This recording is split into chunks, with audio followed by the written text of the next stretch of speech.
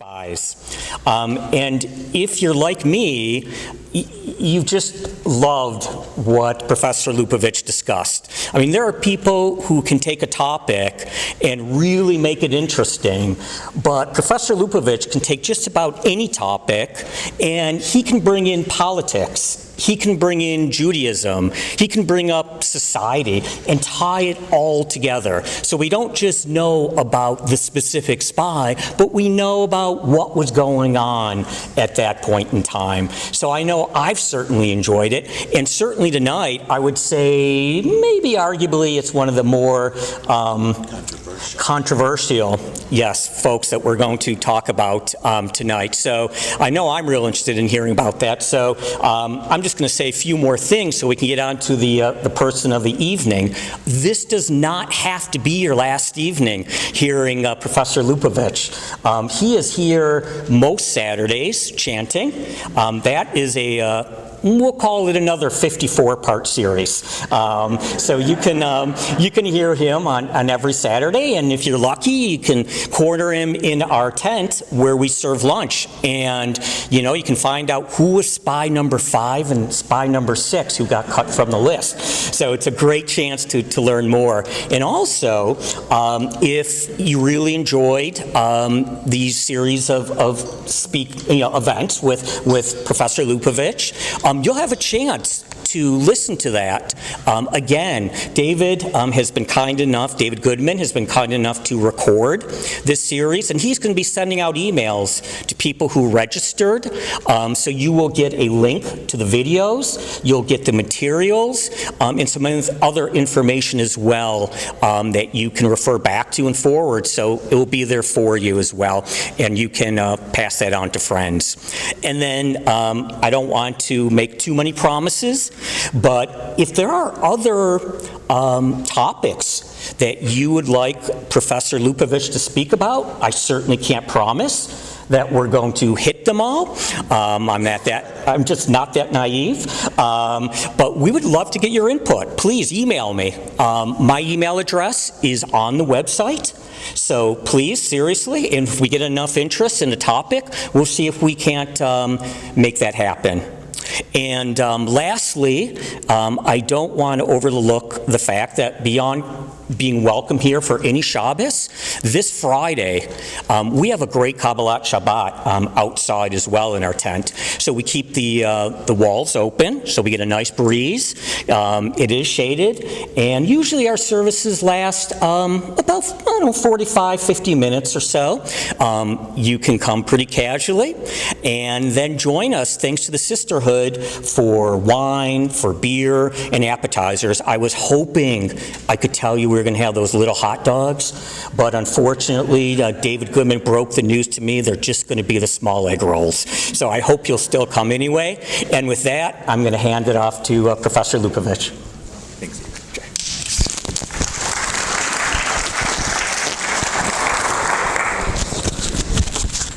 Still getting over the fact that he called me Professor Lupovitch, which you have never called me before, Mr. Strick.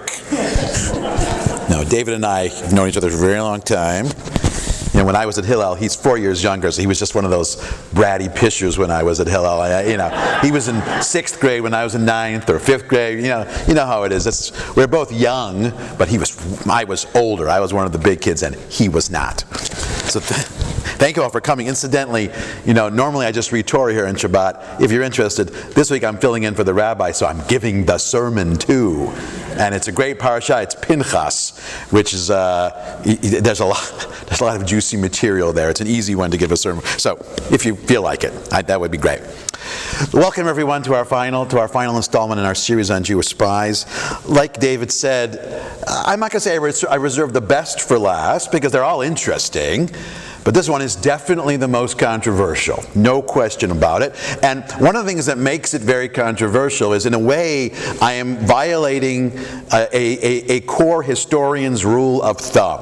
We have this rule of thumb which says anything that happened too recently is too recent to understand with any real historical perspective. And the way we usually measure too recently is something that happened in your own lifetime. So for me, because I was born in the 1960s, I tend not to, historically, it's more difficult to speak about anything after 1967.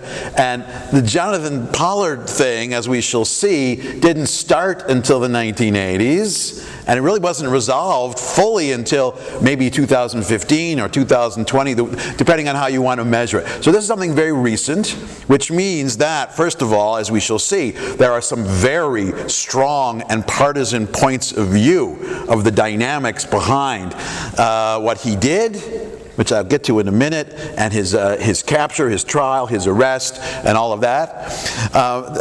That's first, but also this thing just resolved itself, so we really haven't had a chance to look back on what the significance and the impact of this whole Jonathan Pollard affair was.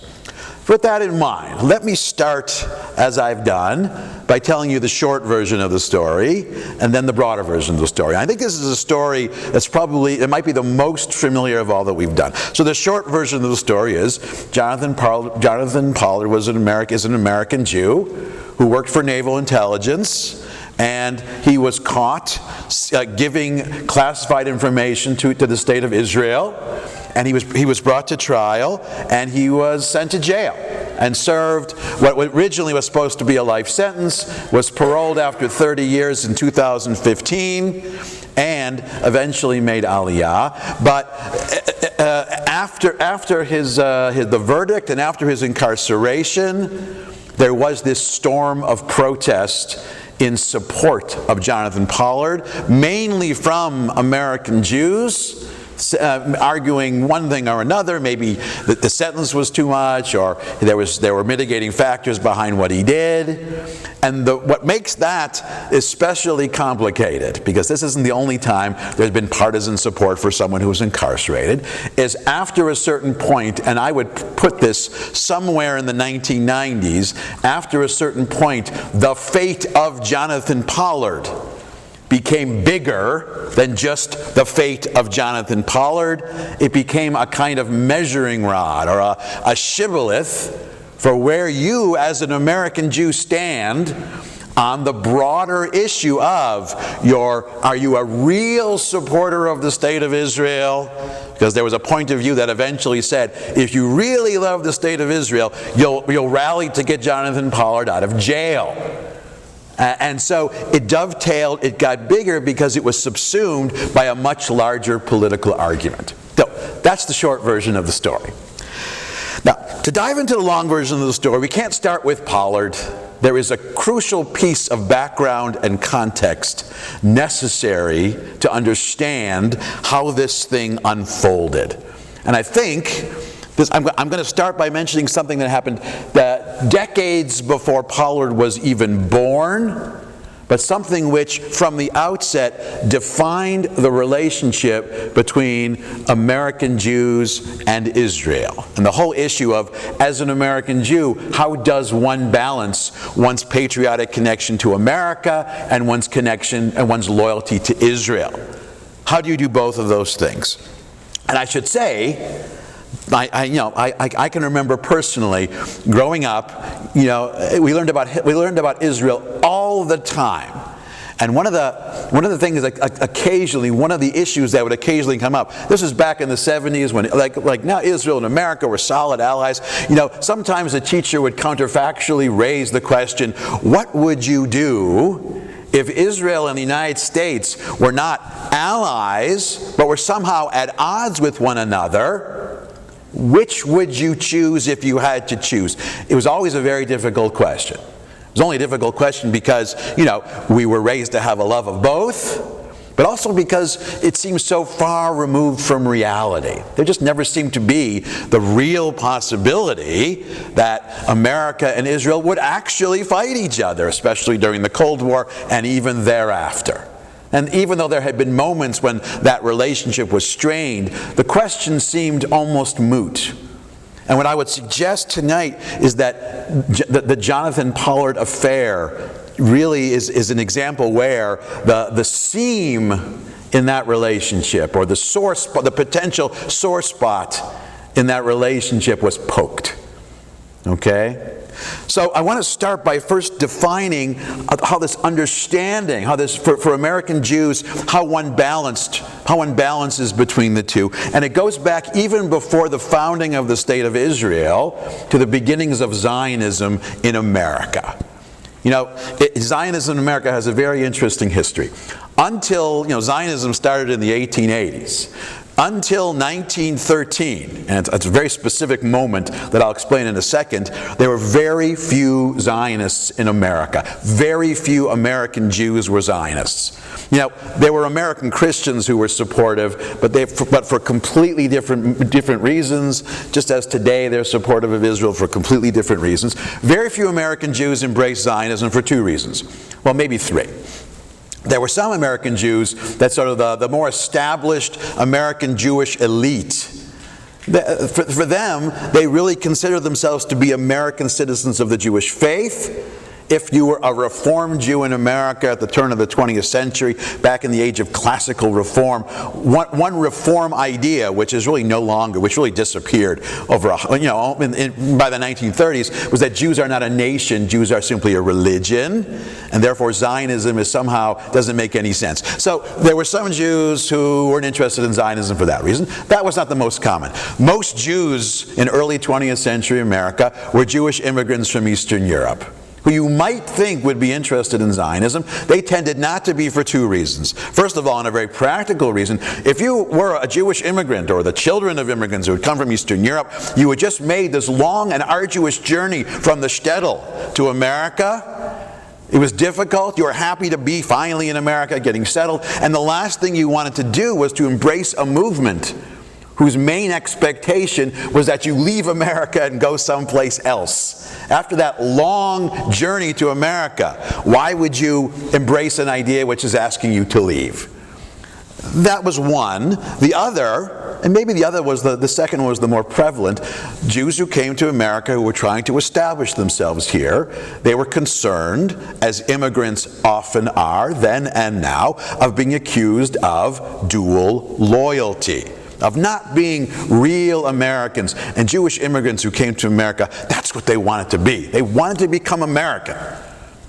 And they were afraid that if they openly embraced Zionism, then there would be those who would say, well, that's nice for you, but you're not really American. How could you be an American if you're planning to go live somewhere else, and if your allegiance is to this future country you want to create? This was before the age of what we would now call the hyphenated identity.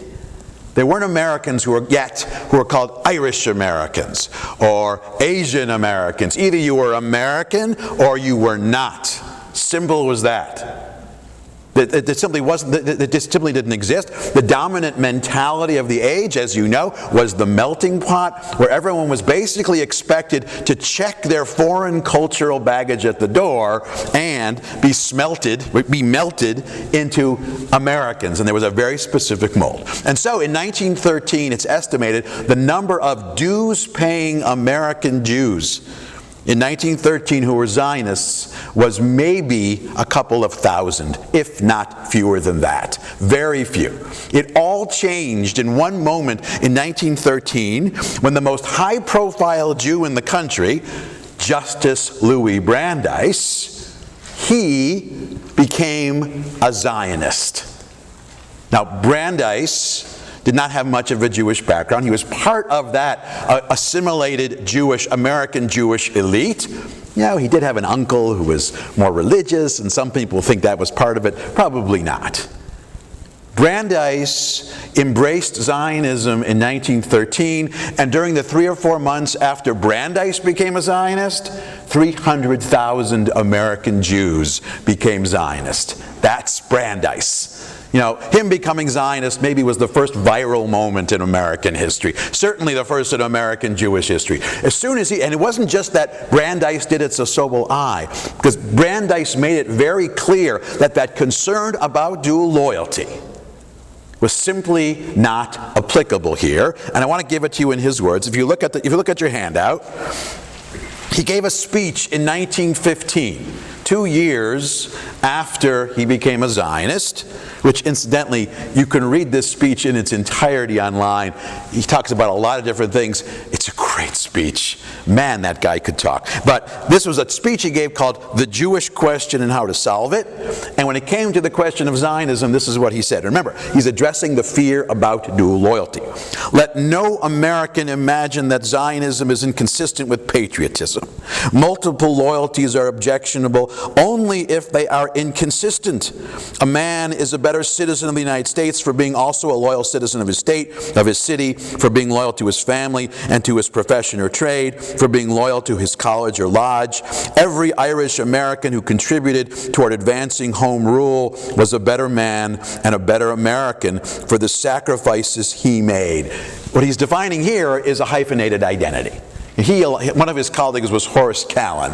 Horace Callan defined the concept of multiculturalism, or pluralism, which he called democracy for groups. And basically, Brandeis and Callan said, you don't have to choose. One person can have multiple identities and multiple allegiances and multiple patriotisms. So that's the first part. More importantly for our purposes tonight is the next sentence.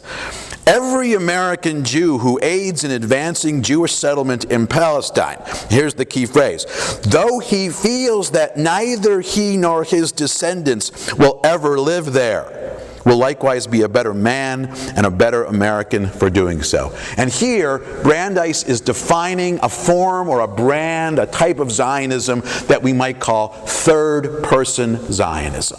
Third-person Zionism means I believe that Jewish state should be created as a Jewish state, but it's not for me. It's for this person over there who needs it. I'm going to support Zionism. I'm going to support the state, even though I'm going to continue to live in America.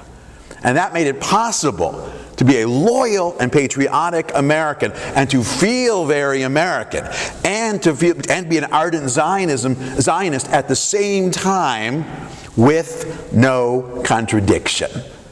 And so that Brandeis defined what became the dominant form of Zionism in America. Then and now, by the way, third-person Zionism.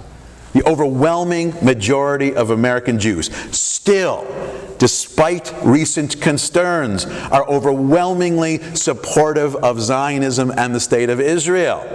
But at the same time, only a fraction. I know that sounds a little counterintuitive because there's been a lot of noise to the controversy, but remember, a very small group of people can make a lot of noise, especially in the age of social media. A little parenthetical comment there. But also, only a small fraction of American Jews each year seriously contemplate or actually make Aliyah.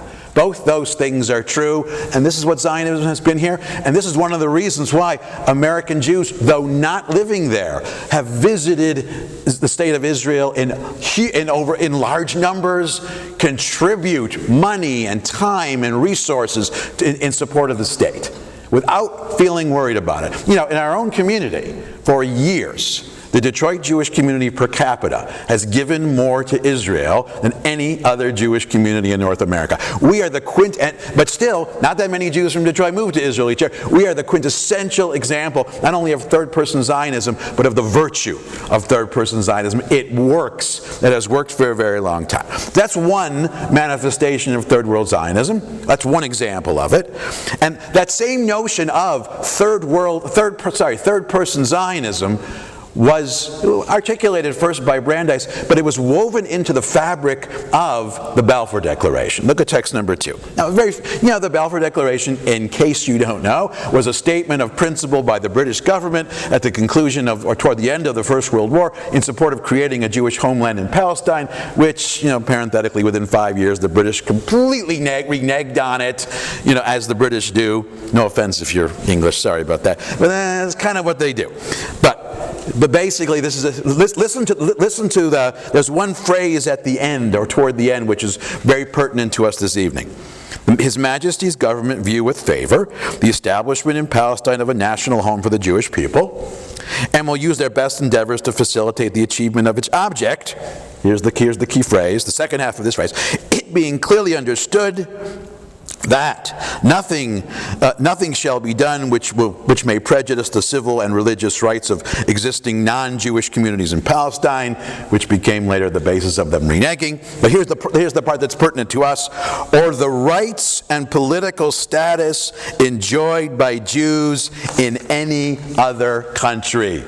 Supporting the creation of a Jewish state in Palestine does not in any way, the Balfour Declaration said, compromise or challenge or undermine the status, the citizenship of Jews anywhere else in the world. It doesn't get more third-person Zionism than that. And both of those statements together, Brandeis and the Balfour Declaration, really defines third-person Zionism. Now, for a long time, and for the most part, this concept of third-person Zionism has basically, ironed over or smoothed out that potential tension that Jews might feel because Jews feel connected both to Israel and to America. And the assumption, this was aided and simplified by the fact, as I mentioned, Israel and America were allies almost from the very beginning. There was this brief moment when President Truman was unsure about recognizing the State of Israel. Turns out, what historians have found out, the reason his reluctance actually was part of a push. There were oil interests in America who wanted to side with the interests of Middle Eastern Arab oil, and they're basically telling Truman, if you do this, you're going to lose the support of oil states. That was a big part of it. And Truman basically brushed it aside. In any case, it worked for a very long time. That is the background against which the whole affair of Jonathan Pollard must be seen. That's the context.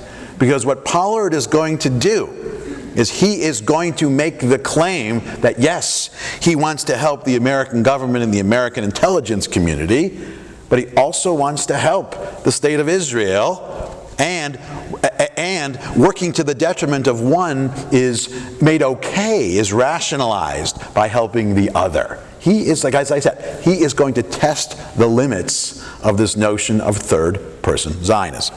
Okay, with that in mind, let's talk about who he was and how he got to where he was. Pollard was born in 1954 in Galveston, Texas.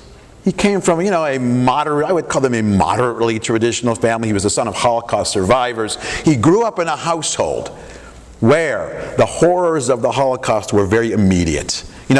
Before the 1960s, when there was this broad Jewish public discussion of the Holocaust, before the Eichmann trial in 1961, Jews didn't talk about the Holocaust that much, but in the Pollard home, they talked about it all the time.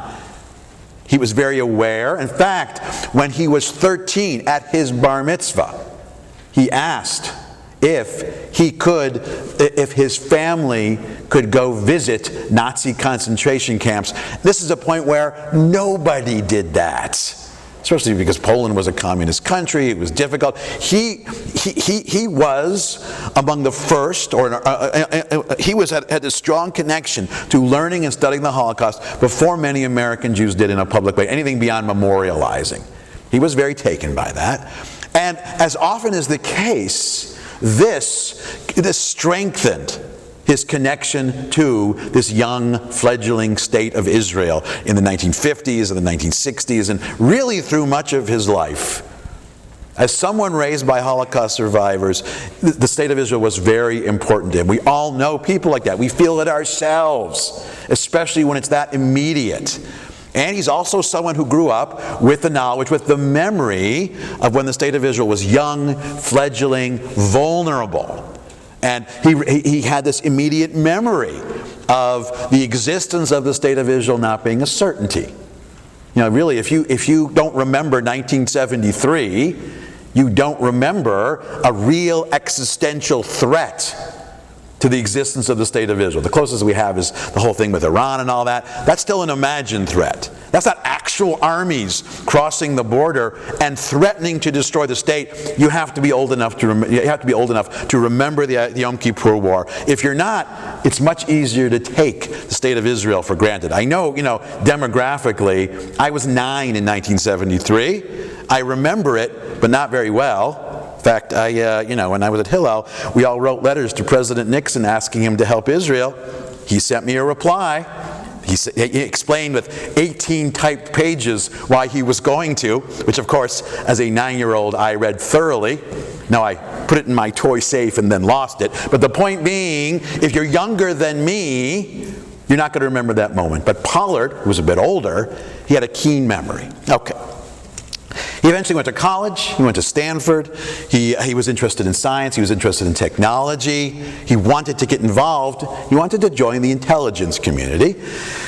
Now, it's interesting, people who remember him as he was growing up, in high school and in college and even the early parts of his career, they remember him as being a capable individual, but also there's more than one person who remembers him as being abrasive, a little bit annoying, which isn't directly relevant to the story, except, I'll give you the analogy. Maybe the parallel here is to Dreyfus. And I don't know if you're aware, Dreyfus, the Dreyfus trial, he was put on trial, accused of espionage. Dreyfus also had a reputation when he was in the French army of being annoying. And for that reason, most junior officers had senior officers who were their patrons and protectors. And Dreyfus was between patrons because nobody wanted to be his patron because he was annoying. Not because he was Jewish, because he had this abrasive personality. You can read it in Dreyfus's evaluation files. Capable this, abrasive, annoying, nobody wants to be. And so that's one of the reasons why Dreyfus was a little bit vulnerable. It wasn't that his abrasive personality caused it, but it didn't help. And I think Pollard is something similar here. Pollard rubbed a lot of people the wrong way, and I just put that out there because eventually when it came to evaluate what he did, this was not someone everybody loved. This was someone a lot of people went, oh, Pollard, well, whatever. As long as I don't have to deal with him anymore, whatever. Okay. He wanted to get involved in the intelligence community. He applied to join the CIA. He was turned down. Now, the reason he was turned down is that during his interview, it came out that he did drugs in college. And in those days, that just wasn't something that was acceptable in society. He was seen, you remember in those days, if you did even smoked pot, you were a deviant. They didn't want no hippie in the CIA. So he was turned down. But it's what he wanted to do. He was persistent, and eventually he became part of naval intelligence. But even when he became part of naval intelligence, the trajectory of his career, and this is a long, I don't have time for the long details of it, he was passed from department to department within the naval intelligence community. He would work for a period of time, a few months, maybe a year in one division or one department.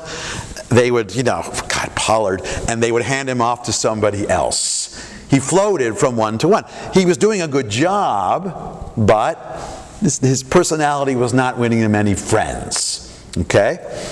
At some point, and it's not exactly clear when it happened, at some point, he became concerned about the relationship between the United States and the State of Israel, specifically between the two intelligence communities. He got this notion that the U.S. intelligence community was withholding vital intelligence from the State of Israel, from the Israeli intelligence community, which in his mind was putting the State of Israel at risk.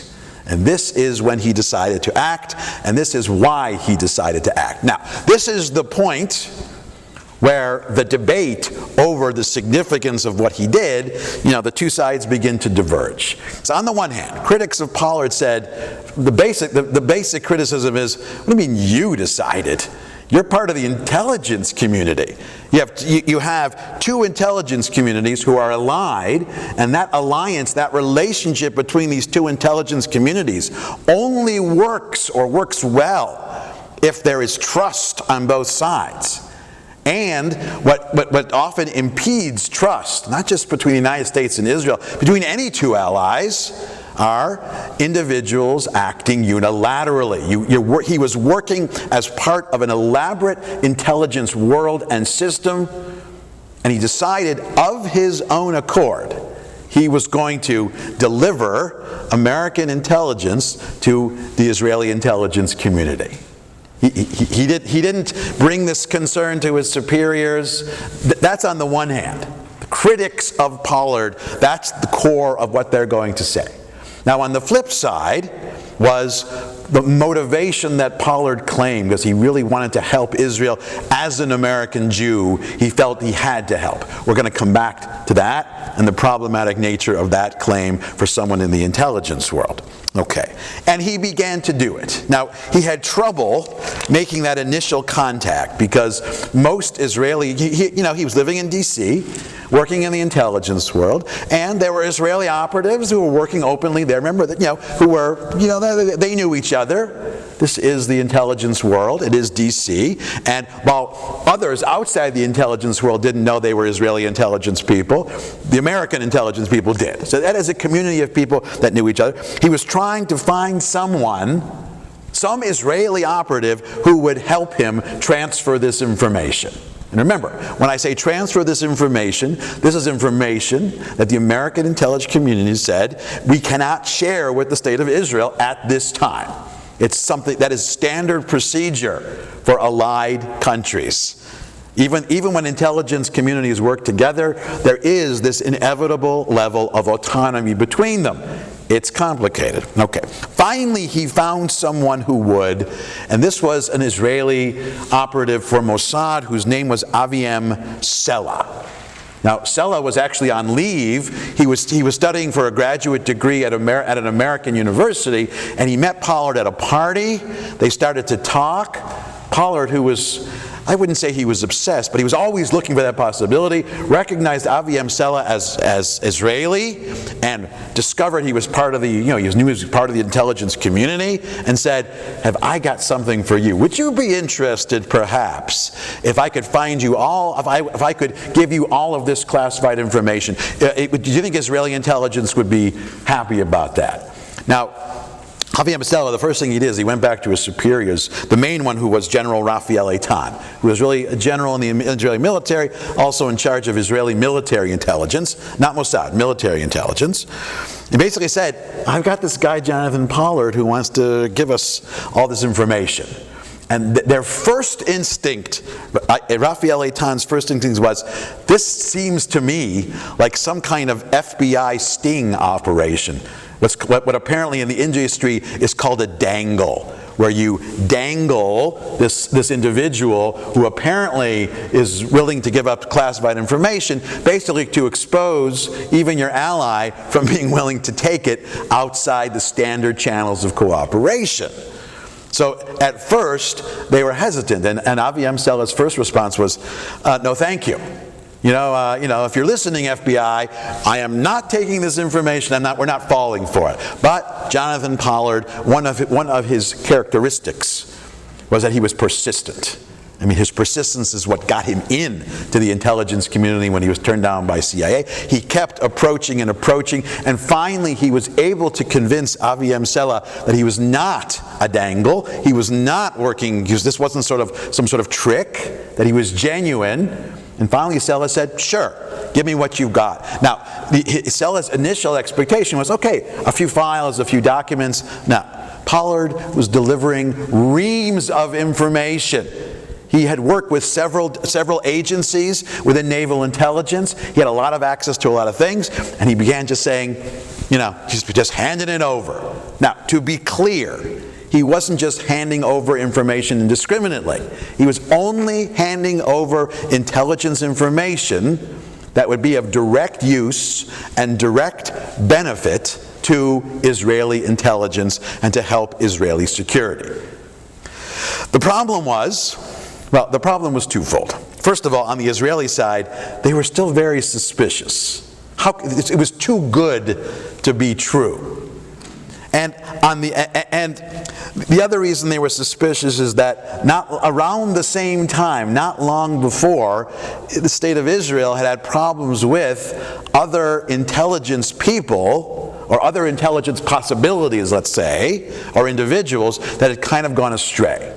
So, and while these were not directly related to Pollard, they raised the level of suspicion in general. One was Mordechai Venunu, who was an Israeli intelligence person who leaked information about Israel's classified nuclear program in the mid-1980s. Basically, he started to let on that Israel had a nuclear reactor in Dimona. Assuming that's even true, because no one has actually fully endorsed, said that's true. Let's assume it's there. Venunu was the first to let it out. He was eventually arrested and sent to jail for 18 years. He served 18 years of a sentence for espionage and for selling secrets. Okay? And the other was Marcus Kligberg, who at one point sold information to the Soviets. So none of these are directly related, but it created an atmosphere of suspicion, both on the Israeli side and on the American side. Now, on the American side, there was another problem as well.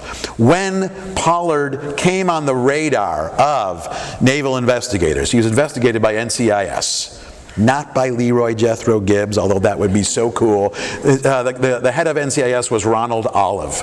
I Googled him. I thought maybe this is the person that Gibbs is based on. No. Nothing like Mark Harmon at all. Can you believe it? But when NCIS began investigating Pollard, they began to turn up much more than they thought they would expect.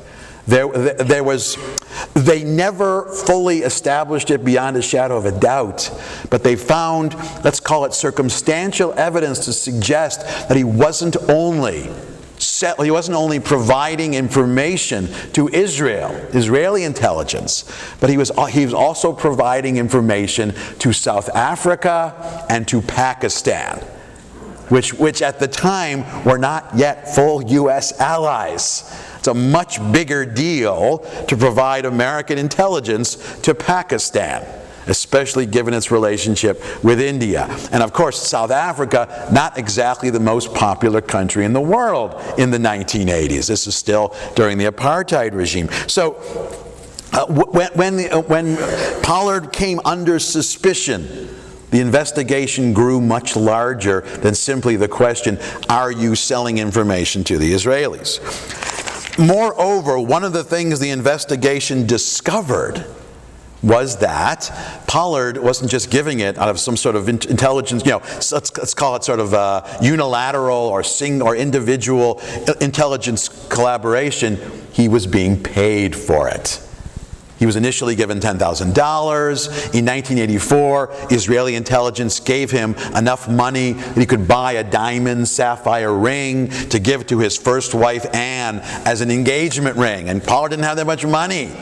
And then he was earning a salary of $2,500 a month to continue to provide information. He was given gifts. He was given other benefits. He was given all of this stuff. Now, in his defense, Pollard would eventually claim that he wasn't doing it for the money. All the money and the gifts were given to him against his will. It's not what he wanted to do. He planned to give it all back. In fact, he said he planned eventually to take that money and create a special institute for teaching intelligence outside of Tel Aviv. That's what he claimed. Now, the problem is he didn't claim that until he was actually on trial. Until that point, until he really got caught, he was getting a lot of money from the Israelis. Now, that doesn't necessarily undermine the possibility that he was doing this out of a love of the state of Israel and a concern, but, as soon as someone becomes a little mercenary, it just discredits the argument. In other words, if he was doing it out of the goodness of his heart or out of a connection, a genuine concern for Israel with no money involved, I think you'll agree, it's a very different situation. The minute you find out, he's doing this and getting thousands of dollars, it's different. It just resonates differently. Eventually, the investigation went on for about a year, and by 1985, the trial of Jonathan Pollard began. Now, when he was first brought to trial, the judge involved and the people from U.S. intelligence were willing to give him a light sentence. Technically violating the Espionage Act, even giving information to an ally, there was the possibility of life imprisonment with parole. But at first, because the evidence was not that hard and fast, because Pollard himself and his wife, Anne, vehemently denied that they had done anything wrong, they were going to let him off with a relatively light sentence, a few years in jail, and then maybe, that was the most of it. The problem is that Pollard, not the most tactful person in the world, not a diplomat, not just if you're in the intelligence community, some of them are diplomatic, he was not. Not long before the conclusion of his trial, before the judge decided on the sentence, he gave an interview with Wolf Blitzer. Now, Blitzer would eventually write the first real article about Pollard and then a book about Pollard. And in this interview, Wolf Blitzer, as he often does, he gave Pollard a chance to be contrite. Do you feel you've done anything wrong? And Pollard said, "No, I have not." And he stated categorically, "What I did out of my love and connection and concern for the state of Israel." Which sounds so nice, except just imagine how that sounds to the American intelligence community. You can hear that collective, "What? You're more loyal to them than you are to us?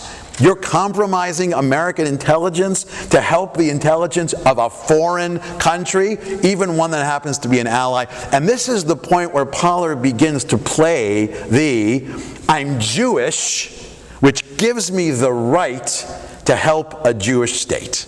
Now, at that point, to put it to make a long story short, the Judge Robinson, when he got wind of that, not thrilled with that at all. The judge, who was going to impose a relatively light sentence, said, "Forget it." Basically threw the book at him. "You are getting a lifetime sentence." And it wasn't just for transferring the information. It was for saying he had the right as an American Jew to do it. And this isn't something specifically about being Jewish. Think about it. America has a lot of allies, and if someone in the American intelligence community gave information to any ally, let's say there was someone who was Indian American in the intelligence community, and said, "I gave this information to India because I love India, as much as I love America." Come on, same outcome. You can't do that. That is violating an unspoken rule of loyalty in the intelligence world. If you're part of the American intelligence community, one of the many prerequisites, apart from the skills and trustworthiness, is your loyalty to America cannot be impugnable and cannot be compromised and must be complete, and it must have primacy over your loyalty to any other country. That's where he really, really got into trouble. Now, what he had expected to happen at this point, this is 1985, he expected the state of Israel to rally around him.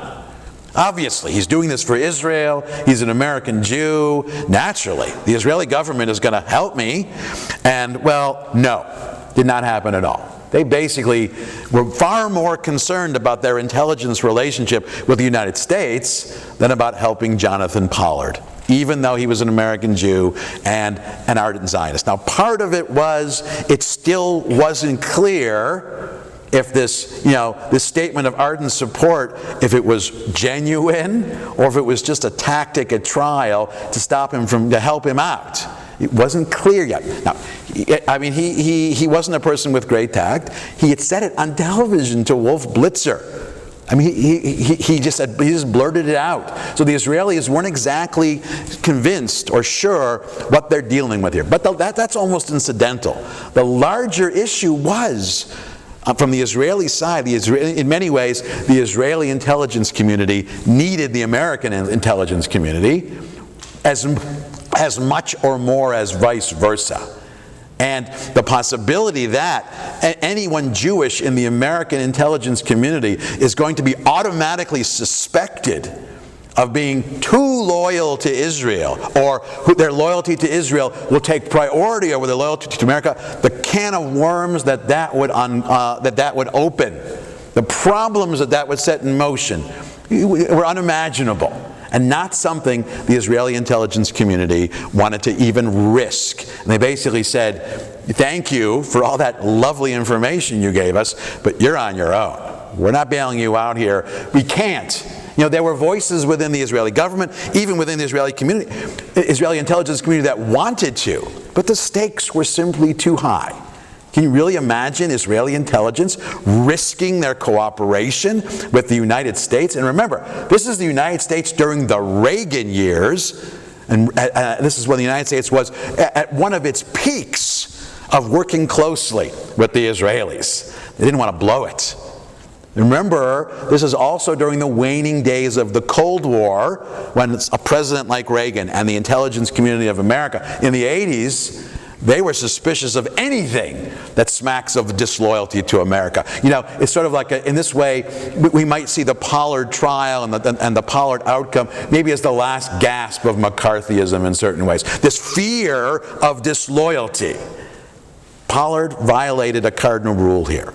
So this leaves us in the aftermath of his life sentence with a kind of uncertainty.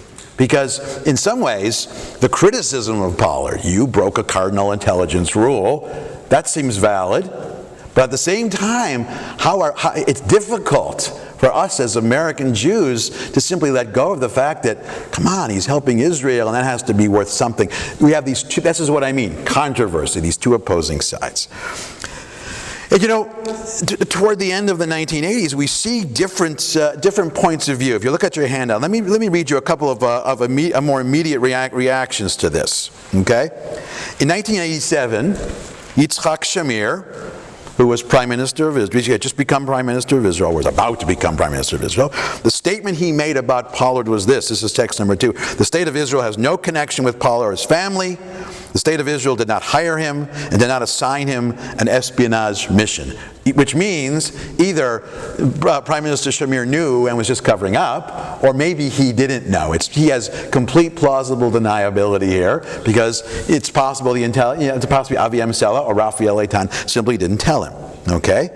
Later, an Israeli author named Yossi Melman, who later wrote a book called Spies Against Armageddon, he basically, responding to what Shamir said years later, said, of course they had, this is text number 3, of course they had authorized it.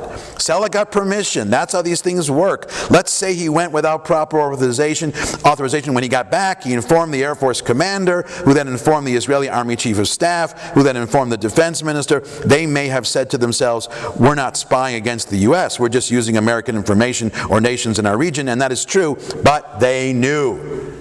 So, yes, the Israelis knew fully, but for the reasons I indicated, they didn't want to help. I think another interesting response, which also reveals the difficulty, is something that a member of the American Jewish Committee, who basically made an anonymous statement in an interview, this is what he said. Text number 4. The Pollard affair raised starker terms. Or raised up starker terms. The question that Jewish Americans have traditionally preferred not to have to face: is there a conflict between Jewish loyalty and American loyalty? If American and Israeli interests do clash, how will American Jews react? What are the dangers of perceived dual loyalty on the part of American Jews? As the Pollard case became public, this is an example of a prominent American Jewish leader saying, this is a problem. I mean, this is not just something for the intelligence community. This raises a much broader, it has implications and reverberations for American Jews generally. Okay. Now, the story of Pollard doesn't end here. And here's in some ways, it's analogous to the story of Dreyfus, because after Dreyfus was convicted, there was this rally around him. And in America and in Israel, more so in America than in Israel, there was this rally around in support of Jonathan Pollard. It was spearheaded by a woman who wasn't American. She was actually Canadian, whose name was Elaine Zeitz, who eventually became Elaine Pollard, and then she started using Esther Pollard. This is a woman who eventually married Jonathan Pollard, but even before they were married, she became the spearhead. She spearheaded the campaign to get him released from prison. Okay? And this is what she wrote, or this is one of the statements she made when she was interviewed by the Jerusalem Post. Okay? This is in the mid-1990s. In 1983, The U.S. and Israel signed a letter of understanding in which they pledged to share vital security information. The U.S. broke that pledge. Essentially, America stabbed Israel in the back by not sharing information about upcoming terrorist attacks and about the buildup of unconventional weapons of war in neighboring Arab states, particularly Iraq. When my husband discovered the kind of information that was being held back, he did everything he could to release that information through legal means and went all the way up to the Undersecretary of State, Undersecretary of Defense with his request. He was told to mind his business. Jonathan came under great pressure when he worked for Israel to also reveal information on the U.S. He never turned over to Israel any information except that due to Israel according to the letter of understanding. Now, everything she said was probably true, except the part about him him trying to do it through legal means, which we'll see in a second, which is problematic. But she was very, just like he was in his interview with Wolf Blitzer, she was very clear and open about the fact that he's doing this for the right reason. He's doing the wrong thing, or violating, an intelligence rule, but he's doing it for a good reason and the right reason, and so he should not be sitting in prison for that. At the very least, she believed, why is the state of Israel not coming to his aid? Okay? The one problematic thing she said in this interview, and this interview was in 1994, about him trying to do it through legal means, was contested by Les Aspin, who at the time was Secretary of Defense. Okay? He said, quote, "I think Jonathan Pollard was a traitor to his country. I think he deserved the sentence that he got. He didn't do it for Israel. He did it solely for cash.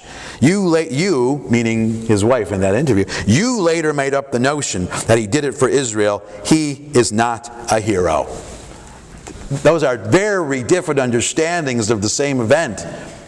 But what they're really reflecting they're pointing to this larger question. Jonathan Pollard, the basic question here is, where are your loyalties? You can have dual loyalty. You can have loyalty to both. But what's your first loyalty? America or to Israel? And like I said, this is not a question that American Jews had faced very often, and it's certainly not a question that American Jews wanted to face, but the Pollard question, the Pollard affair, really brought it all up. And look what Pollard himself said in 1990, what he had said. It's text number 7. "Granted, I broke the law, but to tell the truth, I'd rather be rotting in prison than sitting Shiva for the hundreds of thousands of Israelis who could have died because of my cowardice." So you see the emotions he is playing on there. Now what he said could have been entirely correct. It is conceivable that the information he provided gave lives. Maybe. Let's say even probably. Let's say even definitely. But in the intelligence world doesn't justify what he did. In other words, he's not being penalized here for his connection to Israel. He's not being penalized for being a Zionist. He's not being penalized for his love of Israel. He was penalized because he basically gave up willingly top secret information to another country, which in this case happened to be Israel. But I think you're gleaning from what I'm saying and from these different points of view that we're not heading towards some resolution of the Pollard affair. These two sides, these two points of view, they're still very much prevalent. We could find Jews today in America and Israel, some of whom are going to say he deserved what he got, he was disloyal to America. Some of whom are going to say it was unfair. Now, like I said, eventually this debate was subsumed within a broader, in the last 20 or 25 years, within a broader, let's call it a fissure, a divide within American Jews about what it means to have a connection to Israel. There is one, let's call it a point of view in America, within American Jewry, which says you have to do everything. If your support for Israel in every way is uncompromising, you are anti-Zionist and anti-Semitic. And all Jonathan Pollard was doing was not being anti-Semitic or something like that. And that is a relatively one-dimensional and narrow point of view. But I think you'll agree, it's not as simple as that. This is not a, this case was not a litmus test if it's okay for an American Jew to be a Zionist. Even though emotionally that's the part we glom onto. And for someone like Esther Pollard, that she and her many followers continue to preach again and again. And every rally in favor and in support of Jonathan Pollard was basically saying it should be okay for a Jew, for an American Jew, to help Israel. It should be okay. That shouldn't be someone you're penalized for. That's ignoring a big part of the story. That's compelling. And in itself, it is accurate and it is fair, but only if you divorce it and separate it out from the larger picture. So let me wind up by giving you one more example of two very different points of view. This is text 8 and 9. I'll read number 8 first. This is Natan Sharansky in an essay he wrote in 1992 called Pollard, A Time for Mercy. Now, the great thing about Natan Sharansky, and the reason why it's worth reading every word he writes and listening to every word he says, is there just is no one more succinct who just nails it on the head like Natan Sharansky. This is what he said. He said, basically, it's almost like he's saying, but let us not forget, Pollard was not spying for the KGB. He was spying for Israel, an island of democracy in a sea of totalitarianism. Aha! Is it really so bad for the United States to help Israel, its island of democracy in the Middle East? Basically, Sharansky isn't asking for clemency. He's saying this is a mitigating factor. This is not the Rosenbergs. They're not spying for the Soviet Union. They're spying for a country that is, in his mind, going to do no harm. It will not harm America in any way. All right? On the other hand, Ram Ben Barak, who was a member of the Israeli intelligence community for a very long time, he said something very different. Our entire relationship with the United States deteriorated because of this, meaning because of Pollard. People lost jobs over it. It made for years and years of suspicion, with Americans suspecting he wasn't the only one and feeling that they hadn't got the necessary explanations. They didn't believe it was authorized. It caused huge damage. They saw it as a betrayal. And this is someone who worked for the Israeli intelligence community who said, this wasn't just one man. What he did opened up a possibility, opened up a doubt among American intelligence people about the trustworthiness of Israel as an ally and American Jews as part of the American intelligence community. It cut very deep. And that, for Ram Ben Barak, that's why he believed Pollard deserved the sentence that he got. Now, I said previously, this became a very politicized, both in America and in Israel. Now, in America, Jewish organizations brought pressure to President Bush, to President Clinton, to George W. Bush, to President Obama, to President Trump. Help Pollard, help him. We want you to do that. And they also brought pressure to Israeli leaders as well. You know, an interesting part of the story is that, when Pollard believed he was about to be arrested in 1985, he and his wife, this is his first wife, Anne, they headed to the Israeli embassy in Washington to get asylum. Basically, knock on the door, take me in, I'm about to be arrested, I've helped Israel, save me. And the people, the ambassador at the Israeli embassy in Washington was basically said, no, don't let him in. Now the Israeli ambassador to the United States in 1985 was Benjamin Netanyahu. But he was there on the spot. Now look, this is not to impugn him, it wasn't his decision. Ambassadors don't make policy decisions. He was following instructions both from the highest echelons of the Israeli government and definitely from the intelligence community. We are not sheltering Jonathan Pollard. He has to stand trial. Because if we do, then it compromises, just like Ram Ben Barak said, it would compromise the whole intelligence relationship. Now, fast forward a few decades. When Benjamin Netanyahu was prime minister, he's the one who actively advocated on behalf of Pollard, both when he was prime minister, in between his two terms. Now, as Prime Minister Netanyahu often does. What he's very good at turning an issue, making not just about Pollard, but also about his own standing, his own relationship. Nobody does it better. Come on, he is so good at that. He can take anything and make it, and this is why I should be the Prime Minister. He used it as a cudgel against his political rivals. But by the same token, he was there on the spot. This is not something I could prove, but it really seems that, being there in 1985 from the beginning, Netanyahu was really taken, was really shook by this experience. He personally maybe felt responsible partly for the fact that Pollard was and really did want to help him.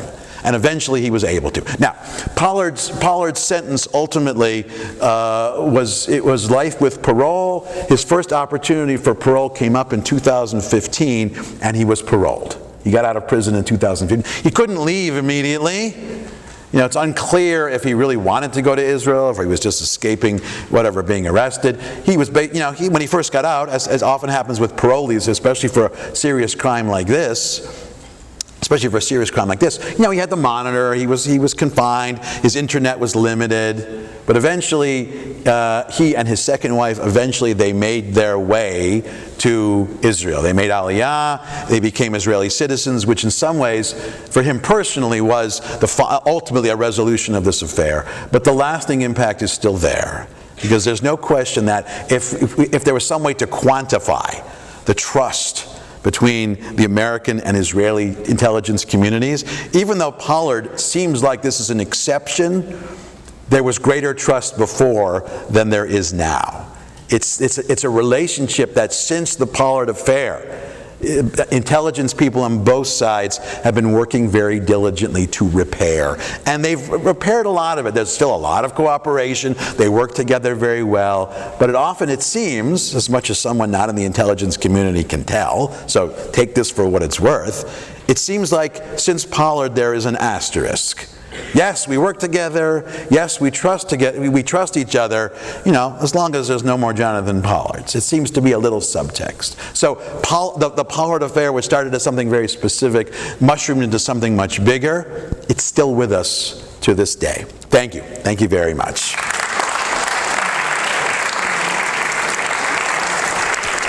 So, I imagine there are questions. Yes, sir. And then. Any comment on Caspar Weinberger's role? I know. Personally, Caspar Weinberger, who was Secretary of Defense, he was very instrumental in, convincing the judge to make the sentence harsher. Personally, I think his role has been exaggerated. I think for his own personal image, I think he exaggerated. The fact is, whether Weinberger had spoken or not, this was going the same way. Pollard was not. The moment Pollard said, openly admitted, "I'm doing this because I love Israel," he was spending his life in jail. So, now, having said that, if the Secretary of Defense had come out in support of him, it might have been mitigated. So, yes, supporters of Pollard will point and say, "Oh, Weinberger, you really screwed him over." Maybe he didn't help, but I don't think whatever Weinberger had done would have changed things very much. Yeah.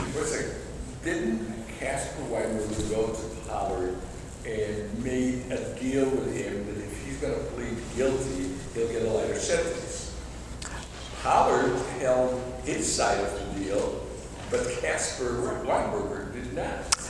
That is a great, did everybody hear that? Caspar Weinberger went to Pollard and said, if you plead guilty, you'll get a lighter sentence, and Pollard kept his side of the deal, but Caspar Weinberger did. That's a great example of, it depends who you ask. Honest to God, there are some versions of the story, reputable ones, which say exactly what you said, but there are also reputable histories of this story which say the exact opposite. And the frustrating thing, and this is what I mean about being very recent, most of the documents involved in this haven't been declassified yet. One day we're really going to know the story. So my answer to you is maybe. If you know someone who is a spy or works for CIA or NCIS, they would definitely be able to find the answer. But the answer is definitely maybe. Maybe. It depends which side of the debate you're on. But to me personally, it seems there was disingenuousness on both sides. There was a lot of deal making. There were a lot of ulterior motives, and there were competing self-interests involved. Yeah. So, a couple of questions. One, you mentioned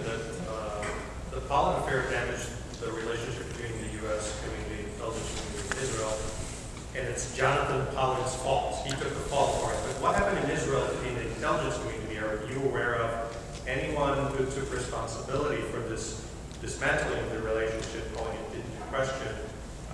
And so, or was it like, Pollard? Of course, there was somebody in Israel who worked with Pollard. Of course. So that's one question. Okay. His handlers. The other is, wasn't anyone consulting Pollard to say, look, your position on this is making your position with the United States intelligence community and the judge much more difficult to give you a lighter sentence. Why are you giving up? People must have understood that what he was doing was not helping his cause. Two great questions. The answer to the first question is, the first question was essentially the Israelis and the Israeli intelligence, they knew what was going on. Why aren't they sharing some of the blame for the fraying of the relationship? And that's why I read that quote from Yossi Melman. Yossi Melman is saying, yes, they all knew, but nobody wanted to be the one to take the blame. They basically pinned it all on Aviam Sela. This was one Israeli intelligence operative who was acting basically. He's portrayed as the Israeli counterpart to Pollard. He wasn't acting under orders, which of course Melman completely disputes. He made a unilateral agreement with one American intelligence person. It's really those two did the whole thing, and they're trying to, that's just damage control. Now the other question is, why didn't anybody tell him? If you look on your handout, one of the people I put there was a man whose name was Richard Hybe. That was Pollard's attorney, who in retrospect, it really appears, I hope nobody knows him personally, because not a good defense lawyer. Pollard was not getting good legal defense. In fact, a good lawyer would have said, don't go on 60 Minutes. Don't say that to Wolf Blitzer. Are you out of your mind? So yes, he had a mediocre attorney. In fact, Pollard appealed and appealed and appealed on so many different grounds. The one ground he never appealed was the mediocre nature of his counsel. That was probably his best shot, because he was given terrible, terrible legal advice. His lawyer was a yes man and didn't want to upset him or anger him, basically told him what he wanted to hear. His lawyer's advice was, oh yes, definitely play the I Love Israel card. That'll get you out of this. Completely wrong. So yes, the answer is, if he had real counsel. One of his supporters later on was Alan Dershowitz. Dershowitz was and is an outspoken supporter of Pollard for years. If Dershowitz had been his lawyer in the 1980s, this would have gone differently. I'm guessing he would have walked, because Dershowitz is Dershowitz, and certainly I would say more then than now. The guy doesn't lose, but he didn't have Dershowitz. In fact, his lawyer's name could have been Richard not Dershowitz. Richard, the exact opposite of Alan Dershowitz. Mediocre counsel never helps. Never helps. Thank you. Yeah. The case of David Teitelbaum. Yeah. At Cohn, was that influenced by the Pollard case? The case of David Teitelbaum, meaning what? David Teitelbaum is an engineer at Cohn. Yeah. He was the liaison. They hired him purposely because he spoke. I'll repeat. To be the liaison with Israel because they were doing contracts together. Right. And he was speaking Hebrew on the phone to somebody in Israel about the contract, and one of his employees accused him of being a spy.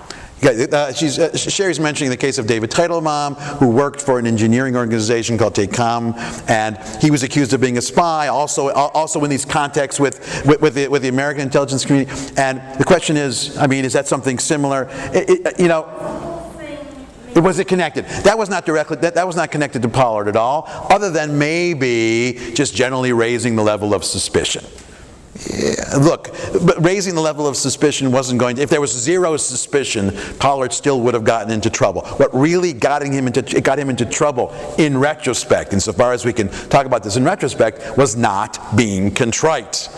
If he had said, I'm sorry, I won't do it again, he would have gotten a light sentence. But when he said, I did nothing wrong, I'm an American Jew, it's my right to help Israel, that's really, the bottom just dropped out at that point. Bad legal advice, no tact. That was a moment for diplomacy. Thanks. Yeah. Going back to Esther Collins' statement. Yeah. In 1983, the U.S. and Israel signed a letter of understanding in which they pledged to share vital security information. Yes. This was done within the context of Israel giving Yes. This is what Begin, and we're trying to secure his own country, gave up land, tangible land that Israelis died defending. And in exchange, they got a promise from the USA of understanding that when terrorist incidents come up, when nuclear weapons, such as what's going on in Iraq, Right. they would tell Israel about it. And they didn't. Right. This is major. It's very major because when you sign, when you're a great power, when you go ahead and you ask a small country to give up land that they died for, or no one died for. You know, no one is contesting that the U.S. withholding intelligence from Israel was wrong. Absolutely. It was absolutely, no one disputes that. Neither side of the debate. Everyone, yeah, stipulate that. The United States shouldn't have been holding the information. The debate is not about that. The debate is, even given that mismove, that misdeed by American intelligence, does that justify one member of the intelligence community unilaterally and single-handedly rectifying the situation himself? See, the crucial point here, the crucial dispute is, did he try to do it through legal or procedural means or not? If Pollard had gone to his superiors, as he claims he did, but others claim he didn't, and said, this is a travesty, we need to fix it, the intelligence in America needs to provide this information, that was one thing. But basically we have a case where, for the best of intentions, this is a member of the intelligence community going rogue. He is doing it unilaterally, and in the intelligence world, no matter what the motivations are, and clearly, I hear what you're saying, his motivations were good. Let's assume everything he said was right. It was believable. The United States shouldn't have withheld. He was just trying to help this small country. His intentions were good and they were noble, but that still doesn't excuse strategically or tactically one individual giving the information without the intelligence community knowing about it. Now, that's all assuming that everything he said was correct. You can see there are different versions. Remember, there are some people who think he was doing it for the money, but even leaving that aside. But I agree with you. The United States should never have been withholding the information. They had reasons for doing it, as far as we know, so lame, but that is not enough to justify what Pollard did. Follow-up question. Yeah, go ahead. It shows the credibility of American commitment. And every nation, a small nation, fights a war and has the U.S. in the middle of it. You mean the lack of credibility? Be aware of the fact that when it comes time to honor the treaty, it may not happen. Yes, the fact that it came to light that they were withholding information, yes, that was a notch down in American intelligence credibility with respect to its relationship to Israel. No question. It turns out, I'm sorry to say, that is a pretty common aspect of intelligence relationships between allies. It's not always perfect. There are always competing interests. It's always a complicated decision. Do we share this? Do we not? So yes, they should have, but they didn't, and that was wrong. But in some ways, it's kind of irrelevant to whether or not what Jonathan Pollard did was right. His motivation is secondary to the fact that he did it contrary to what the American intelligence community. When he took the job, when you take that job, you swear an oath to follow your instructions, not to do that very thing regardless of the motivation. Now, emotionally, that's difficult for us, because we look at Jonathan Pollard and say, he was doing it for the best reasons. He wasn't doing it for greed. He wasn't doing it for whatever. He was trying to help Israel, and that's so nice. That doesn't play when you're when you're talking about when you have the gravitas of maintaining the integrity of the intelligence world. It simply doesn't weigh in that way. But you're right. The Americans should have been sharing. Yeah. Okay. Until I walked in here and heard your lecture, I was very much in favor of Pollard. It didn't even bother me that we got things solved. Okay. I have a problem with Pakistan and South Africa. What was it's not helping Israel? He was actually a spy.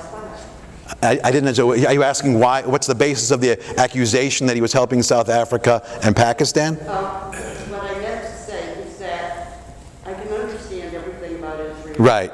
Even getting paid. Yes. But I have a problem with the fact that he also gave intelligence information to Pakistan and South Africa. He said, I didn't know it. Well, let me first clarify. That was an accusation against him. It was part of the criticism of him, and the people who say he was giving to South Africa and Pakistan, the only motivation they suggest was money. If he was doing that, and it's not clear that he was. In fact, I mention that almost as an aside, or at worst, a little bit of an aggravating factor. The only reason he would do it is for the money. Two countries who needed the information, and in the same way he got all this money from Israel, he'll get some more from get some diamonds from South Africa, and he'll get from, I don't know, whatever you get from Pakistan. I don't know, whatever you get from, money from Pakistan. But that is one of the aspects of the story that eventually it'll come to light if it's true. Today, it's anybody's guess. Yeah. What happened to his first wife? Good question. He divorced his first wife when he got to jail. Basically, he said, I don't want to put her through this. Again, competing versions. He said, I don't want her to have to go through this with me. She said, I had no idea he was going to divorce me and doing that until I got the papers in the mail. So, The second wife looks like the first one. What's that? The second wife looks like the The second wife does kind of look like the first. If I was being a cynic, I would be saying he kind of married a younger version of the first. That's just gossip, though. The point is they divorced. Yes, sir. Yeah. At the Rosenberg talk 2 weeks ago, you mentioned something that was incredulous and unnerving. Okay. In 1944, they did a survey in the United States, and the average American was much more concerned about Jews than, excuse my language, the Yes. Nazis or the Jabs. Yes. Then the recent Jewish News had their 80th anniversary. I tried to read these stories from 1942, and it came out after Pearl Harbor. It was the complete Joseph Goebbels propaganda that the Jews started World War II. And silly me, I thought Yes. the war started September 39 when Germany attacked Poland and Right. France. How can Americans during World War II thought the Jews started the war in 1944? Jews were so... Did anybody hear the question? First of all, I'm glad you asked, because since it's the last time, I welcome questions from all 4 lectures. That's great. The question is, it was in reference to something I said 2 weeks ago during the Rosenberg trial, where there was a survey taken in the United States in 1944, where Americans were asked who's the biggest threat to the United States, and like 40% more people answered that Jews are a threat than Germany or Japan. And the question is a very good question.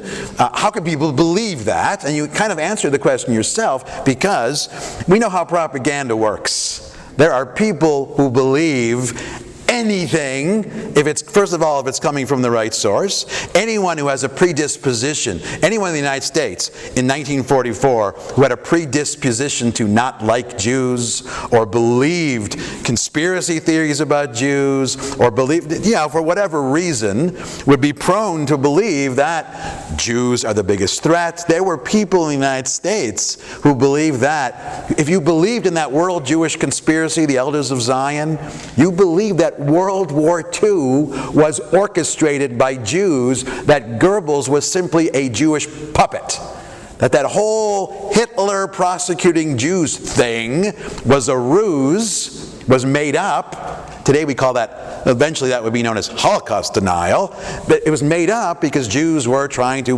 improve their own image. So when you're asking how people can believe, just look around today at what people will believe.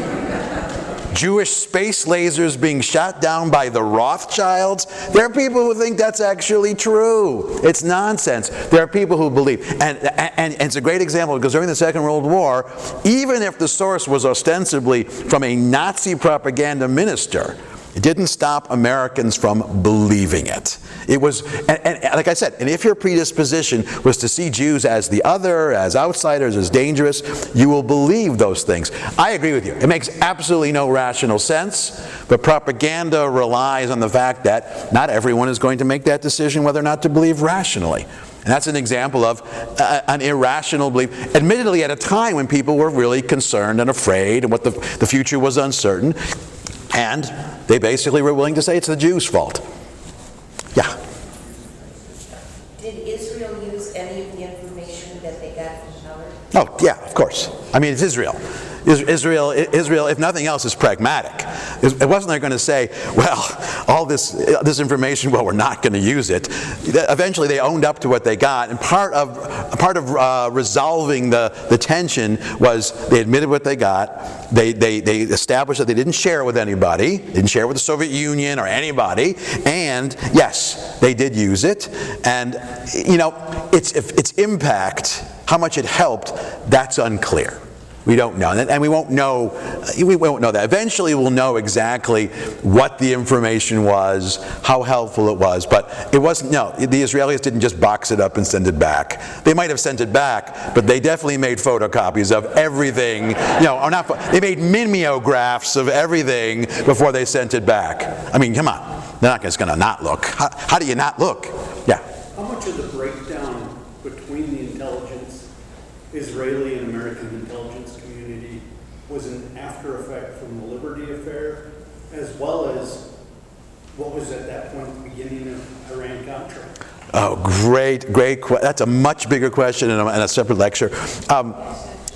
Really, the question is, how much was the breakdown not only about Pollard, but about broader tensions and complexities in the intelligence community? It's partly, you know, Pollard didn't invent a tension, he exacerbated one. I mean, it wasn't like if no Pollard, an American-Israeli intelligence relationship would have been pristine and perfect.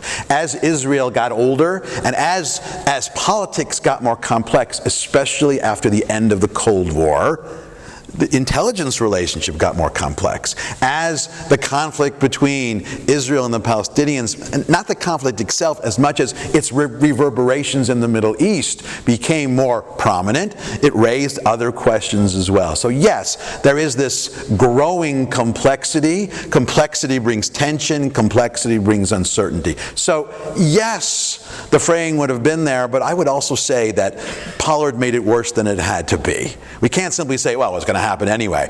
Probably was, but probably not as bad. Yeah. Is there any evidence that Pollard wanted to make Aliyah before he got caught in trouble? Is there any evidence that Pollard wanted to make Aliyah before he got in trouble? Not one shred. Which is not to say that when he decided to make Aliyah, for whatever reason, it wasn't genuine. But, you know, afterwards, he said, of course, I've wanted to make Aliyah since whatever.